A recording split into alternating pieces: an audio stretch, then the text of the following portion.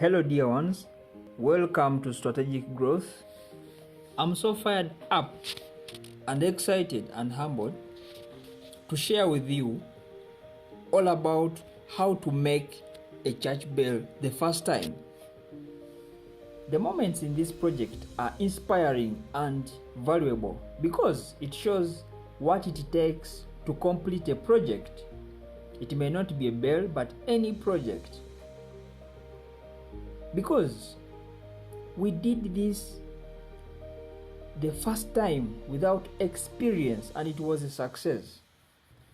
Actually, it is the first bell designed and casted in Uganda successfully. Like any other person, we started, hard worked, failed a number of times, and almost gave up. But one thing, or a few things we kept doing.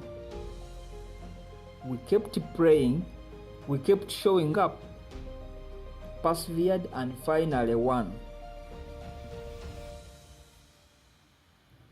So, before you on this screen is our final product, which is the bell, 150 kilogram of bronze, which is the metal used to make church bells. Those bells you've heard about in movies and wherever you may have. For example, the St. Paul Cathedral, which is among the biggest ones. As you can see, ours is 150 kgs and you cannot lift. In this series of our videos, we are going to be sharing with you the step-by-step processes involved in making the church bell.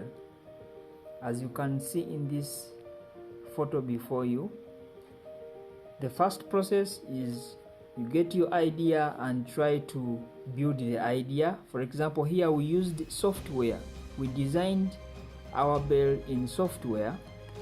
From software, it involves understanding of what you are doing and giving it shape. So after doing our software, we had to present to our bosses, the owner of the bell. As you can see here, on the right hand side, on the floor, we drew the profile of the bell. Because we were in the foundry and business had started, there was no time to get papers. We drew it on the floor and the client understood what we are going to do. Now on the right hand side down here, you can see something shining. That is the process of making a mold. We shall share with you the details in the coming videos. So we made the mold. After making the mold, then we also had made other equipments like the furnace, which we used to melt the metal. We melted the metal, then poured it, waited the metal to cool, and eventually got our bell, as you can see on the left hand side, with inscriptions on it.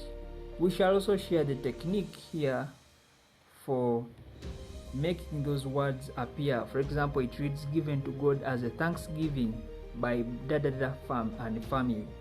On the left down here, this is the inside look before furnishing the bell, because you need to furnish your bell, you need to make it look nice, because it has been through hell, it has been through fire. People who have made it went through hell, and we also melted the metal, so the color may not be so appealing. So I call upon everyone, my dear ones, to stay with us in this series, and we reminisce together these inspiring, touching, and valuable moments of making this church bell. Thank you. If you like our videos, please subscribe, share with your friends, and support us. Without you, our content seems valueless. Thank you. We love you all.